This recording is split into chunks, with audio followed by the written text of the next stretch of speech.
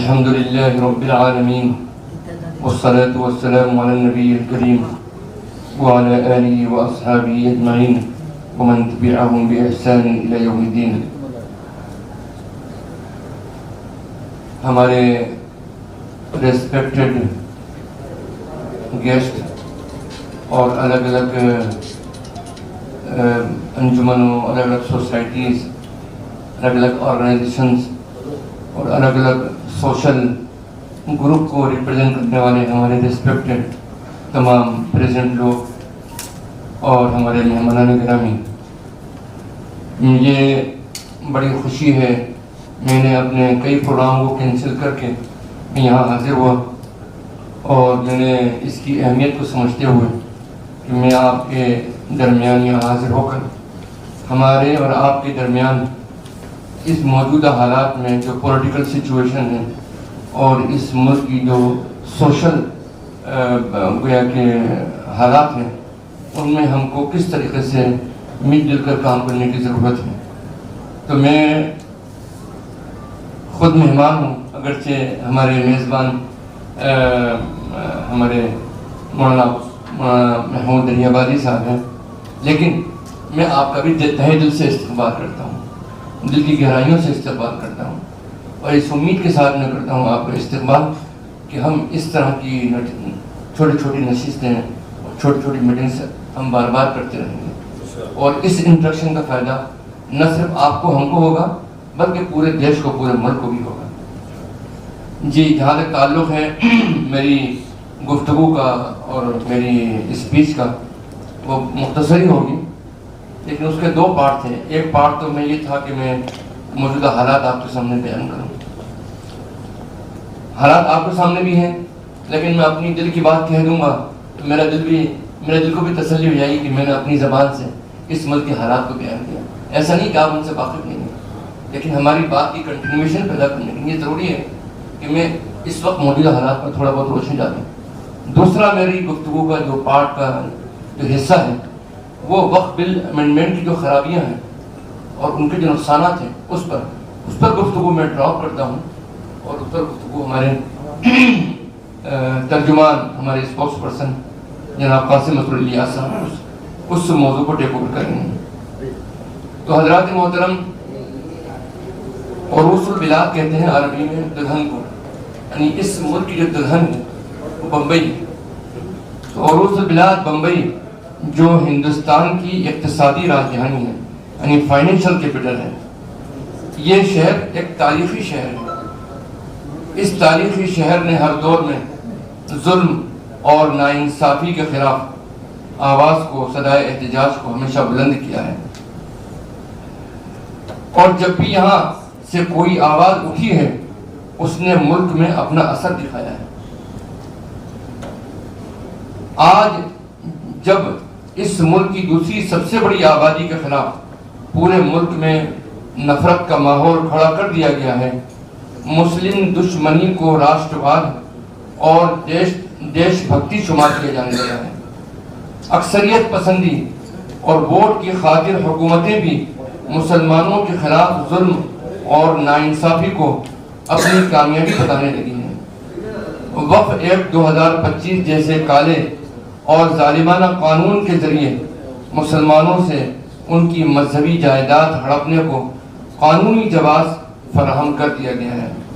ایسے وقت میں وقف ترمیمی ایکٹ 2025 اور مسلمانوں سے نفرت اور ظلم اور تفریق کے خلاف یہاں سے بلند ہونے والی آواز انشاءاللہ دنیا کے ہر کونے میں سنی جائے گی، یہ ہم امید کرتے ہیں انشاءاللہ، اور اس کا ایک پوزیٹیو امپیکٹ بھی ہوگا، مثبت اثر بھی ہوگا. جیسا کہ ہم سب جانتے ہیں کہ اس وقت ہمارے ملک کا اقتدار ان فرقہ پرستوں کے ہاتھوں میں ہے جن کو جمہوریت، سیکولرزم اور ہندوستان کے دستور پر اور آئین پر اور کانسٹیٹیوشن پر یقین ہی نہیں ہے، جو ہندوستان میں فرقہ پرستی کو فروغ دینے اور ڈیوائیڈ اینڈ رول کے اصول پر عمل پیرا ہیں. آج ہندوستانی مسلمان اس ملک میں آزادی کے بعد تاریخ کے سب سے سنگین دور سے گزر رہا ہے. ہماری جان، ہماری ماں، ہمارا مال، ہماری عزت ہماری آبرو کے ساتھ میں ہمارے دین کو بھی اور ایمان کو بھی نشانہ بنایا جا رہا ہے، ہمارے مذہب کو بھی نشانہ بنایا جا رہا ہے۔ آج ہندوستانی مسلمان کے سامنے اپنے سروائیول، اپنی بقا اور اپنے وجود کا مسئلہ سب سے بڑا چیلنج بن گیا ہے۔ ملک کے کسی کونے میں کوئی مجرمانہ واقعہ پیش آتا ہے، کسی نے کوئی جرم کر لیا، اس کا الزام تمام کے تمام مسلمانوں پر لگا کر پوری قوم کو نشانہ بنایا جانے لگتا ہے۔ پہلگام میں جو دہشت گردانہ اور بزدلانہ واقعہ پیش آیا، اس کی مذمت کشمیر سے لے کر کنیا کماری تک تمام مسلمانوں نے کی، کشمیر کے مسلمانوں نے کی، کشمیر کی مسجدوں سے اس کے خلاف آواز بلند ہوئی، ٹھیک ہے، کشمیر سے لے کر کنیا کماری تک تمام مسلمانوں نے اس کی مذمت کی اور اس کو اپوز کیا۔ مسلمانوں نے ایک زبان ہو کر حکومت سے مطالبہ کیا کہ اس دہشت گردانہ حرکت کے مجرمین اور سازش کرنے والوں کو سبق سکھانا ضروری ہے۔ کشمیر کی مسجدوں سے لے کر سڑکوں اور وہاں کی اسمبلی میں تک میں اس واقعے کی نہ صرف یہ کہ مذمت کی گئی، بلکہ ان دہشت گردوں کے آقا پاکستان پر سخت سخت کارروائی کا مطالبہ بھی ہماری طرف سے کیا گیا۔ مسلمانوں نے ایک زبان ہو کر اس حملے کو نہ تو اسلام ایک زبان ہو کر کہا کہ نہ تو اس حملے کا تعلق اسلام سے ہے، نہیں حملہ کرنے والا مسلمان ہو سکتا ہے، یہ ایک ناپاک ملک کی ہمارے ملک کے خلاف ایک کارروائی ہے۔ اسلام کا اس سے اور مسلمانوں سے کوئی واسطہ نہیں ہے، کیونکہ اگر ان حملہ آوروں کو اسلام یا مسلمان سے محبت ہوتی تو وہ کشمیر کے بجائے چائنا پر حملہ کرتے ہیں، کیونکہ پوری دنیا میں مسلمانوں پر اسرائیل کے بعد سب سے زیادہ ظلم کرنے والا ملک چین ہی ہے، لیکن اس سے ان کی دوستی ہے۔ پاکستان سے کیے جانے والے دہشت گردانہ حملے کو کسی بھی طرح اسلام اور مسلمانوں سے نہیں جوڑا جا سکتا ہے۔ لیکن اس حملے کے بعد پورے ملک میں کیا ہوا وہ ہم نے دیکھا اپنی آنکھوں سے۔ مسلمانوں کو اس حملے کا ذمہ دار ٹھہرایا جانے لگا، مسلمانوں کا فائنینشل بائیکاٹ ہونے لگا، اقتصادی بائیکاٹ کیا جانے لگا، کشمیری مسلمان اسٹوڈنٹ جو کو پریشان پورے ملک میں پوری ملک کی یونیورسٹی میں کیا جانے لگا، اور اس نفرت میں صرف اندھ بھکت اور ان پڑھ ہی شامل نہیں تھے، بلکہ پڑھا لکھا طبقہ بھی اس مسلم دشمنی اور نفرت میں برابر کا شریک رہا۔ نجیب جنگ جو ریٹائرڈ آئی ایس ہیں اور دلی کے ایل جی رہ چکے ہیں، انہوں نے بیان دیا کہ مسلم مخالف نفرتی بیان کی وجہ سے وہ آئی ایس کے بعد واٹس ایپ گروپ سے باہر نکل گئے۔ تو اتنا نفرت پھیلائی جا رہی ہے۔ ہمیں سوچنا ہوگا کہ ہم اپنے ملک کو کہاں لے جا رہے ہیں، اور مسلمانوں کی دکان مکان اور حکومتوں پر بلڈوزر چلانے کو اپنی کامیابی اور اس کو سکسیس قرار دیا جا رہا ہے۔ ہم جرم کی حمایت نہیں کرتے، لیکن ہمارا مطالبہ ہے کہ قانون کی نظر میں ہر شہری برابر ہے، خواہ وہ ہندو ہو، مسلمان ہو، سکھ ہو، عیسائی ہو، اونچا ہو یا نیچا ہو، یعنی اونچی برادری کا ہو یا نچلی برادری کا ہو، کسی بھی سماج، کسی بھی طبقے، کسی بھی علاقے سے تعلق رکھتا ہو، ہندوستان کا کانسٹیٹیوشن سب کو برابری کا درجہ دیتا ہے۔ سب پر ہر ایک جیسی کارروائی ہونی چاہیے، حالانکہ سینکڑوں ایسے مجرمانہ واقعات ہیں کہ اگر مجرم مسلمان نہیں ہے تو اس پر کسی طرح کی کوئی کارروائی نہیں کی جاتی ہے۔ اسی بمبئی کی ٹرین میں ایک پولیس جوان نے مسلمان کا نام پوچھ کر اس کو گولی مار دی، لیکن اس کے گھر پر بلڈوزر نہیں چلا۔ ہم نے اس کی اس مجرمانہ حرکت کی وجہ سے اس کو پورے ہندو سماج کو ہم نے مورد الزام نہیں ٹھہرایا۔ ہم نے یہ نہیں کہا کہ پورا ہندو سماج خراب ہے، وہ شخص خراب ہے، اتنا غلط حرکت کی ہے، غیر قانونی حرکت کی ہے۔ ایک ہائی کورٹ کا جج اعلانیہ الگ اعلان مسلمانوں کے خلاف بیان بازی کرتا ہے اور اس پر کوئی کارروائی نہیں ہوتی۔ ہم کو سوچنا ہوگا، اس ملک میں ہم سب کو مل کر سوچنا ہوگا کہ کیا ہم نے ایسے ہی ملک کا خواب دیکھا تھا؟ کیا ہمارے آباء و اجداد نے اسی طرح کی آزادی کے لیے اپنی جانیں گنوائی تھیں؟ جب اس ملک پر انگریزوں کا ناپاک سایہ پڑا تو انگریزوں کے خلاف سب سے پہلے آزادی کا نعرہ دینے والا اور انگریزوں کے خلاف سب سے پہلے شہید ہونے والا ٹیپو سلطان ایک مسلمان تھے۔ 1857 کی جنگ آزادی میں ہندو مسلم نے مل کر جس لیڈر کی قیادت میں لڑائی لڑائی لڑی تھی وہ بہادر شاہ ظفر مسلمان تھے. تحریک ریشمی رومال کے قائد مولانا عبید اللہ سندھی اور شیخ الہند مسلمان تھے. مسلمانوں نے اس ملک کی آزادی میں سب سے زیادہ قربانیاں پیش کی ہیں. انگریزوں کی سازش اور کچھ لیڈران کے مفادات کی وجہ سے جب اس ملک کا بٹوارا ہوا تو زیادہ تر مسلمان اس تقسیم کے خلاف تھے, اس پارٹیشن کے خلاف تھے. ہم لوگ خلاف تھے. انہوں نے پاکستان جانے کے بجائے ہندوستان میں رہنے کا فیصلہ کیا. اس ملک میں اسی ملک کو اپنا ملک سمجھا, اسی ملک سے پیار کو جتایا اور کہا کہ ہم اس ملک میں زندہ ہوئے, اسی ملک میں مریں گے, اسی ملک میں جئیں گے. آزادی کے بعد اس ملک کو سجانے سنوارنے اور اس ملک کی سیکورٹی کو فراہم کرنے, اس ملک کی حفاظت میں مسلمان برابر کی شریک رہے. چاہے وہ 65 کی جنگ ہو, چاہے وہ 71 کی جنگ ہو, چاہے وہ کون سی جنگ کی پہاڑ کی کارگل کی جنگ ہو, کوئی بھی جنگ ہوا اس میں مسلمانوں کا کنٹریبیوشن برابر کر رہا ہے ساتھ میں. اب ایسی صورت کے اندر جب ہمارے خلاف فسادات کی حکومت پشت پناہی کی جاتی ہے, حکومتی پشت پناہی کی جاتی ہے, تو ہمیں درد ہوتا ہے. جب کٹھوعہ میں ایک چھوٹی بچی کے ساتھ ریپ کرنے والے کی حمایت میں ریلی نکلتی ہے تو ہمیں درد ہوتا ہے. جب بلقیس بانو کے مجرمین کا اعزاز کیا جاتا ہے, اس کو ہاتھ پہنائے جاتے ہیں تو ہمیں درد ہوتا ہے. جب ہمارے گھروں پر بلڈوزر چلایا جاتا ہے تو ہمیں درد ہوتا ہے. جب ایک وقت ایک جیسا قانون کو پاس کر کے ہماری مسجدوں, مدرسوں اور قبرستانوں کو ہڑپنے کی سازش کو قانونی جواز فراہم کیا جاتا ہے تو ہمیں درد ہوتا ہے. جب ہمارے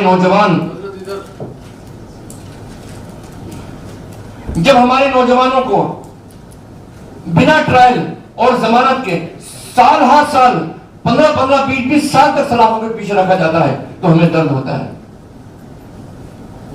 ہمارے ملک کی بنیاد سیکولرزم پر رکھی گئی تھی.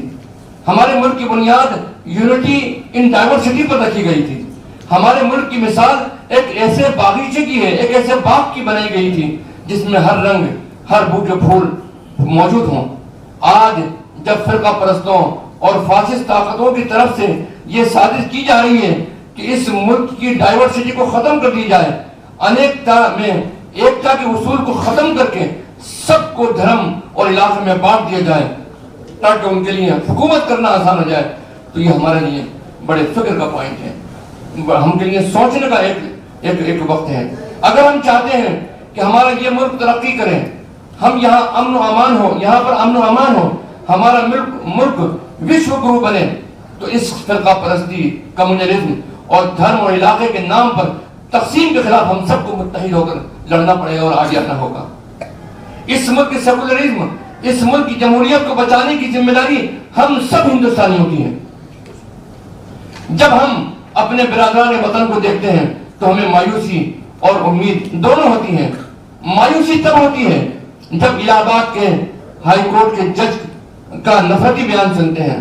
مایوسی جب ہوتی ہے جب حکومت کے وزراء کا مسلم دشمنی پر مبنی بھاشن سنتے ہیں. مایوسی جب ہوتی ہے جب کپڑوں سے پہچاننے کی اپیل ووٹ کے لیے ہم سنتے ہیں. مایوسی جب ہوتی ہے جب ہم مسلمانوں کو ٹائٹ کرنے کا مطالبہ سنتے ہیں. لیکن ہماری امید جب جاگتی ہے جب ہم مسلمانوں کے حقوق کی حفاظت کے لیے رات کے 2 بجے تک ہمارے غیر مسلم بھائی MP پارلیمنٹ بحث میں حصہ لیتے ہیں پارلیمنٹ کے اندر. اس سے ہم کو امید بنتی ہے. ہماری امید تب جگتی ہے جب مسلمانوں کے ساتھ ہونے والی ناانصافی کے خلاف ہمارے ہندو بھائی, ہمارے تمام برادران وطن اعلان کر کے آگے آتے ہیں کہ ہم اس لڑائی میں آپ کے ساتھ میں ہیں. ہماری امید تب جگتی ہے جب ہمارے ہندو بھائی پہلگام حملے پر مسلمانوں کے بجائے حکومت سے سوال کرتے ہیں, گورنمنٹ سے سوال کرتے ہیں اور مسلمانوں کے بجائے پاکستان کو نشانہ بناتے ہیں. میں بہت قوت کے ساتھ میں کہنا چاہتا ہوں کہ میں مایوس نہیں ہوں. اسی امید کے ساتھ آج ہم آپ کے ساتھ میں یہاں بیٹھے ہیں. مجھے اس بات کی یقین ہے کہ اس ملک میں انصاف ابھی کی باقی ہے.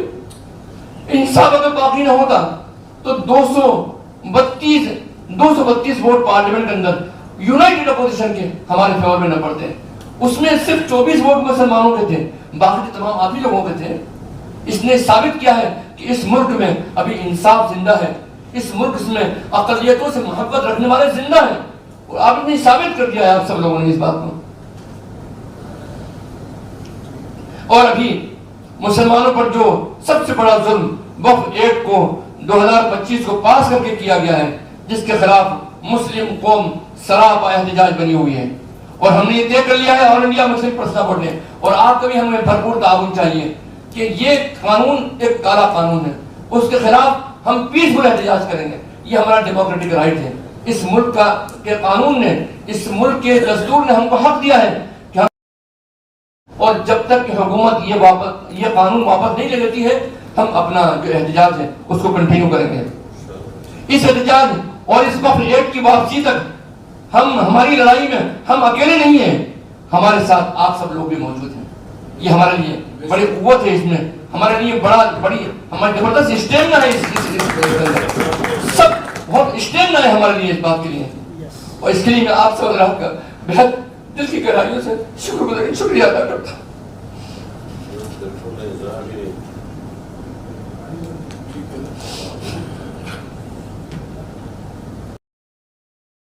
اڑتالیس کے قریب ترمیمات کی گئی ہیں، یہ ایک پورا کا پورا ظلم اور ناانصافی پر مبنی ہے۔ یہ قانون پوری طرح غیر آئینی اور ان کانسٹیٹیوشنل ہے۔ یہ ایک آئین ہند کے آرٹیکل 14، آرٹیکل 15، آرٹیکل 21، 25، 26، 29 اور آرٹیکل 30 کے خلاف ہے۔ اس لیے ہمیں اس ایکٹ کی ایک بھی ترمیم ایک بھی امینڈمنٹ ہم کو قبول نہیں ہے، ہم اس کو ایکسپٹ نہیں کرتے ہیں۔ سپریم کورٹ نے اس ایکٹ کی چند دفعات پر اسٹے دیا ہے، یعنی انٹرم ریلیف دیا ہے، اور بڑی راحت تو دی ہے جس کا ہم استقبال کرتے ہیں، مگر یہ عبوری راحت، انٹرم ریلیف یا چند دفعات پر پابندی لگا دینا یہ ہمارے لیے کافی نہیں ہے، ہم اس کو کافی نہیں سمجھتے ہیں۔ یہ مکمل قانون ہی ہمارے مذہبی اور دستوری اور حق پر شب خون مارنے والا ہے، لہذا اس قانون کی ہم مکمل واپسی تک اپنی تحریک جاری رکھیں گے، اور اس میں ہمیں آپ کا بھرپور تعاون چاہیے ہوگا انشاءاللہ۔ جیسا کہ ہم لوگ ملتے ہیں، ہم نے ایک کامن ایجنڈا تیار کیا ہے، ہم آپ کا ساتھ دیں گے اور آپ ہمارا ساتھ دیں گے بھائی سب لوگ انشاءاللہ۔ شکریہ۔ بس میں ختم کرتا ہوں اپنی بات کو۔ لہذا اس قانون کی مکمل واپسی تک ہماری یہ تحریک جاری رہے گی۔ ہم مسلمانوں اور تمام انصاف پسند آپ جیسے تمام انصاف پسند شہریوں کے سے یہ بات کہنا چاہتے ہیں کہ یہ مسئلہ جہاں مسلمانوں کے مذہبی حقوق کا ہے، وہیں یہ معاملہ آئین ہند اور کانسٹیٹیوشن کی سیکورٹی کا، کانسٹیٹیوشن کے سروائیول کا، کانسٹیٹیوشن کی بالادستی کا بھی ہے۔ اگر تمام لوگ اس قانون کے خلاف متحد نہیں ہوئے تو یہ ظلم صرف مسلمانوں تک محدود نہیں رہے گا، یہ لمٹ نہیں رہے گا، کیونکہ بے لگام طاقتیں کبھی سیراب نہیں ہوا کرتی، ان کی پیاس بجھتی نہیں ہے، وہ ایک ایک کر کے ہر ایک کو نشانہ بنائیں گے۔ اور آپ نے دیکھ بھی لیا کہ کئی کمیونٹیز کو نشانہ بنانا شروع کر دیا ہے۔ بہار کے گیا میں بدھ وہار میں پر قبضہ ہوا، اس بمبئی میں جین مندر کی مسماری ہوئی، اس کو بلڈوں میں چلا دیا گیا، یا جنوبی ہند کے چرچ پر دعویٰ ہو، یہ سب اس کی مثالیں ہیں۔ یہ ظلم صرف مسلمانوں پر رکنے والا نہیں، اس وقت مرکزی حکومت اکثریت پرستی، میجورٹیرزم کا لبادہ اوڑھ کر، اکثریت کا لبادہ اوڑھ کر ہٹلر شاہی پر اتری ہوئی ہے۔ حکومت کو اس تانا شاہی سے روکنا اور دستور کی بالادستی اور اس کے اپر ہینڈ کو قائم کرنا، اس کو یقینی بنانا، اس کو میک شور کرنا، یہ مسلمانوں سمیت ہم سب ہندوستان کے شہریوں کی ذمہ داری ہے۔ ہمیں یقین ہے کہ ہم ہندو مسلم تمام سوسائٹی کے لوگ مل کر اس جدوجہد جاری رکھیں گے اور انشاءاللہ ہم جیتیں گے۔ وآخر دعوانا الحمدللہ رب العالمین۔ میں بہت شکر گزار آپ حضرات کے درمیان آ کر اپنی بات، اپنے جذبات کو اظہار کرنے کا، اور میں سمجھتا ہوں کہ انشاءاللہ ہم اس سلسلے کو جاری رکھیں گے، اور اسی کے ساتھ ساتھ میں آپ کے شکریہ کے ساتھ ساتھ میں درخواست کروں گا ہمارے مولانا محمود علی آبادی صاحب سے وہ اس کو جاری رکھیں گے۔